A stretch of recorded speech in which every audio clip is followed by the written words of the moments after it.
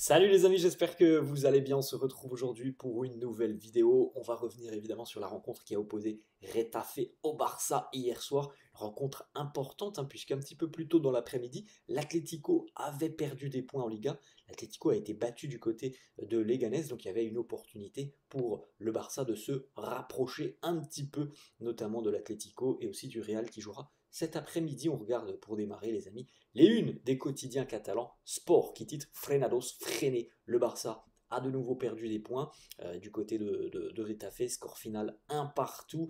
Et il est vrai que la série est très délicate pour le Barça en Liga. On regardera ça dans quelques instants. Les points coûtent cher et ça fait beaucoup trop de points de perdus pour les Catalans. La une de Mundo Deportivo qui titre Atascados, bloqué les Catalans hier du côté de Retafe. Bon, on en a parlé les amis pendant 48 heures de cette rencontre face à Retafe. Je vous avais dit, voilà, Retafe, c'est une équipe qui est très bien regroupée défensivement, qui défend très bien, qui va commettre beaucoup de fautes, qui va tenter de gagner de gagner du temps, qui va voilà, essayer au maximum du maximum de couper, d'arrêter toutes les phases de transition, des phases de transition rapides, qui va essayer de casser le rythme. C'est tout ce qui s'est passé hier. Voilà, c'est tout ce qui s'est passé hier. On en avait parlé aussi, je vous avais dit, ce serait très bien que le Barça puisse ouvrir le score le plus rapidement possible. C'est ce qu'ont fait les Catalans sur un but un petit peu étrange, un petit cafouillage de Jules Koundé, mais il y a but. Voilà, vous n'avez pas de souci, il y a but sur ce cafouillage de Jules Koundé. La problématique, c'est que le Barça n'a pas réussi à tenir ce 1-0 qui est tellement important lorsque tu affrontes ce genre d'équipe. Euh, voilà, ils ont redonné un petit peu d'espoir à cette équipe de Retafe. Il y a eu des occasions pour marquer le deuxième but aussi. Donc c'est sûr que c'est des points perdus, encore une fois, qui font mal du côté du Barça. Le résultat, les amis, de cette rencontre, Koundé à la 9e, c'est Rambari qui égalise à la 34e aussi, un petit peu comme le but du Barça, c'est un peu un cafouillage, le but d'Arambari pour Retafe. Voilà, des points de perdus qui coûtent très cher. Les stats de la rencontre, expected goal quand même 1,30 pour Retafe, ce qui est quand même assez considérable pour une équipe comme Retafe. C'est une équipe en général qui ne se crée pas énormément d'occasions. Un expected goal d'1,30, c'est quand même plutôt pas mal pour Retafe. 2,55 du côté du Barça. Donc encore une fois, on en revient souvent aux problématiques que l'on a vues sur la fin d'année 2024. L'efficacité des Blaugrana en Liga notamment, puisque ça se passe plutôt bien en LDC, plutôt bien en Coupe du Roi, on l'a vu aussi en Super Coupe. En Liga, la problématique reste toujours présente. La possession largement en faveur du Barça, 78-22, 21 tirs côté catalan, 8 seulement côté Retafe. Voilà, la problématique, elle est là, c'est comme souvent l'efficacité. Le Barça qui n'a remporté qu'un seul de ses 8 derniers matchs de Liga. Ça, c'est la stat qui fait mal, évidemment, les amis.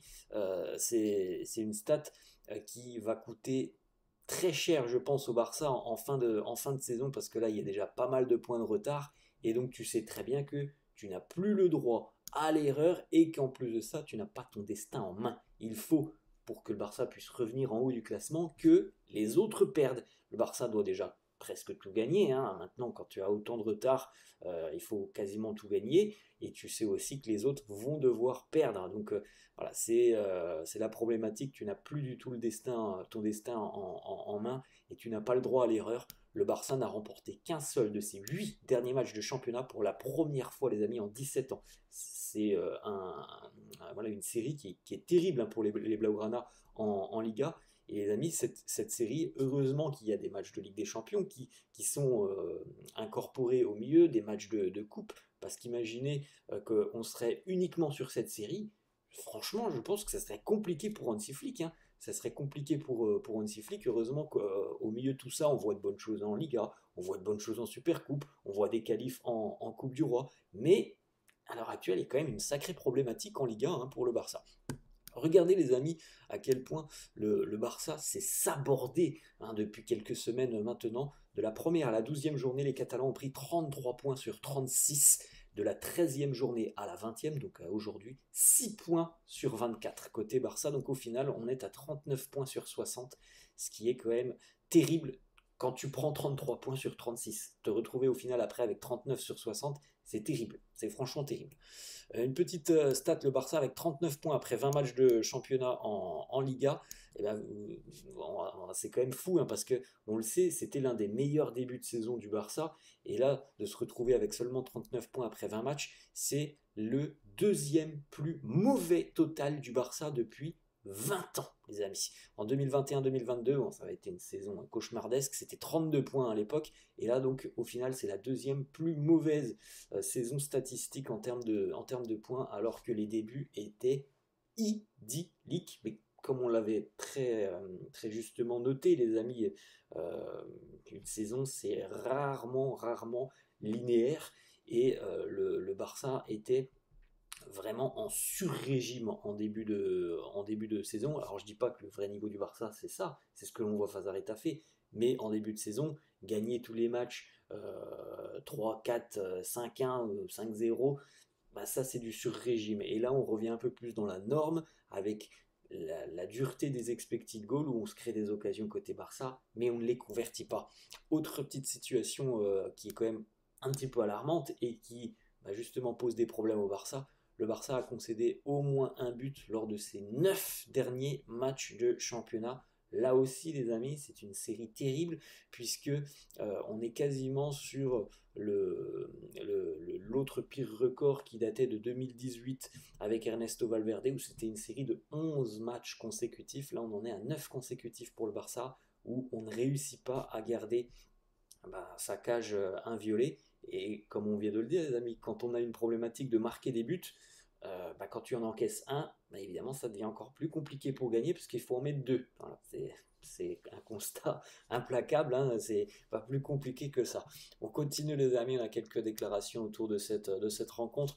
Et justement, voilà, sur ces 6 points sur 24, Hansi Flick qui nous dit: je ne suis pas inquiet de ces statistiques, on travaille très bien, on doit s'améliorer. Oui, c'est une certitude, on doit s'améliorer, mais je reste satisfait, je reste heureux de ce que je vois de mon équipe.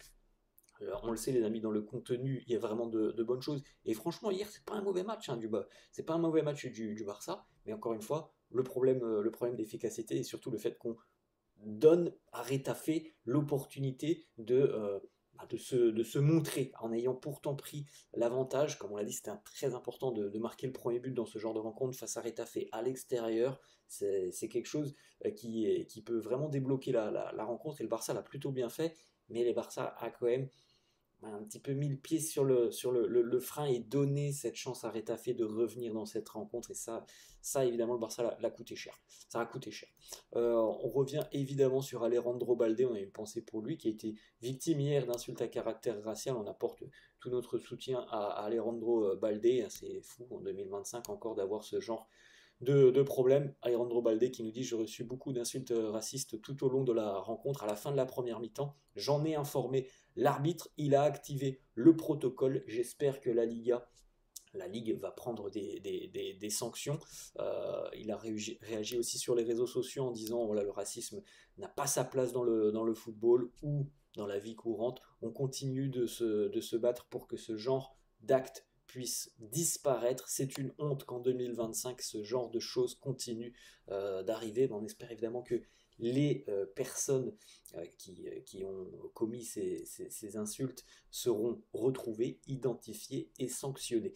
On a une petite déclat aussi d'Hansi Flick qui nous dit: les insultes à caractère racial envers Baldé sont une honte et il n'y a pas de place dans le foot pour ce genre de comportement et ce genre de choses.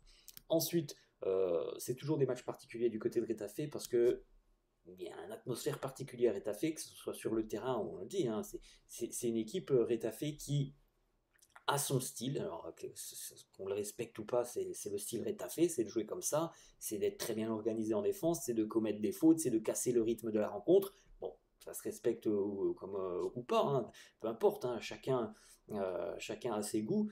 C'est un style comme ça et force est de constater que ça fonctionne. C'est peut-être moche, mais ça fonctionne. Hein. On l'a vu les stats hier, hein, le Barça ne réussit pas à s'imposer au Coliseum Alfonso Pérez.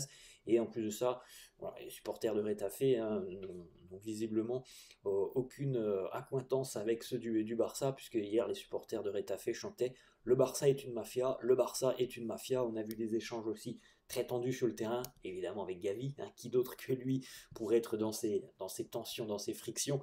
Gavi a échangé avec un joueur de Retafe en lui disant mais qui es-tu? Tu es tellement mauvais, réveille-toi, tu es horrible.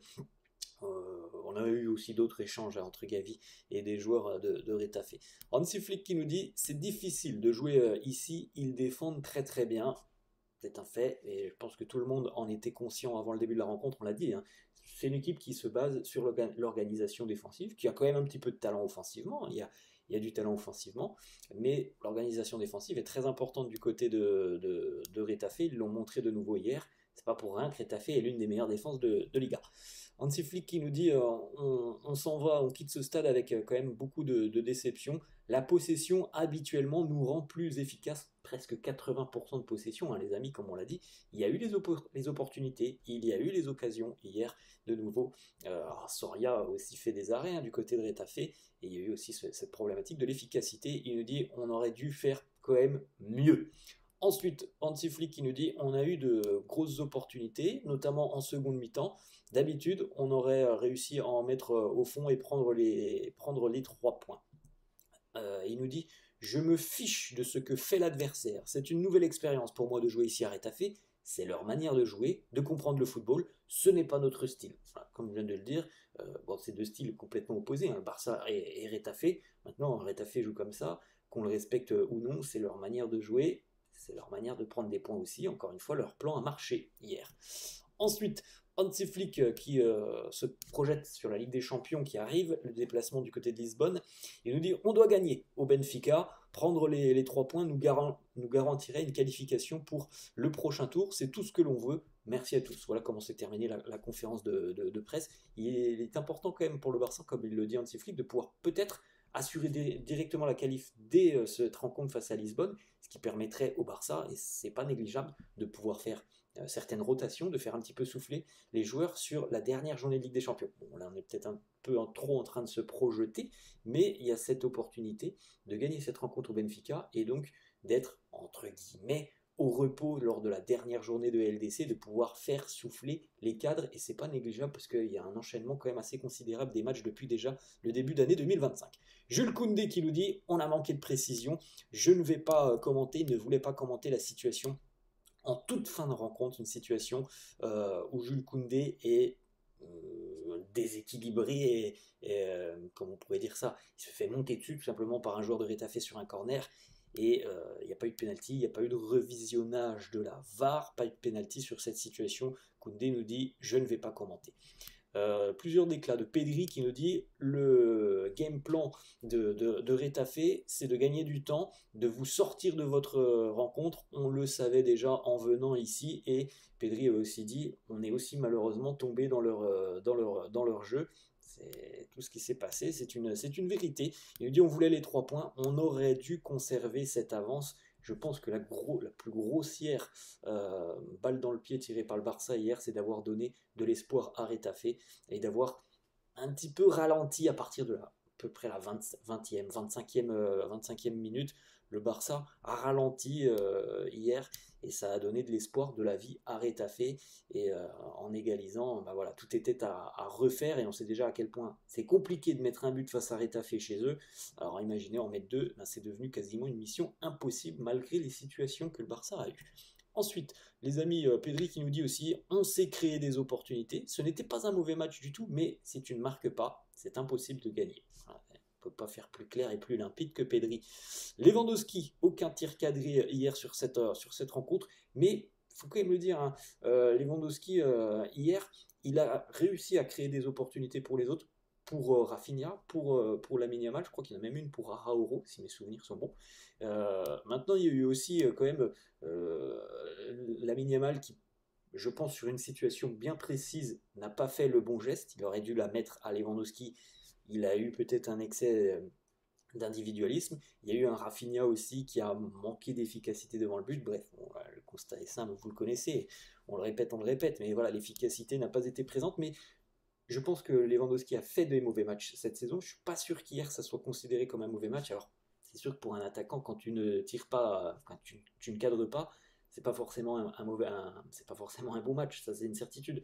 Mais contrairement à d'autres matchs, Lewandowski a quand même pu hier aider ses coéquipiers. Il a offert 2 ou 3 ballons et avec un peu plus d'efficacité, de précision, ça aurait pu terminer en but. Donc, je pense qu'hier, il y a quand même des choses positives chez Lewandowski. Alors après, évidemment, on ne peut pas enlever le fait, cette statistique. Aucun tir cadré, c'est quand même problématique. Mais il y a eu des matchs où il n'y avait aucune implication dans le jeu, en plus d'avoir aucun tir cadré ou des gros ratés. C'est pas tout à fait le cas hier. Voilà les amis, la fin de cette vidéo. J'espère que ça vous a plu. N'hésitez pas comme d'hab à lâcher un petit pouce bleu. Merci à tous ceux qui le font. Je vous souhaite une très bonne journée et je vous dis à la prochaine. Ciao.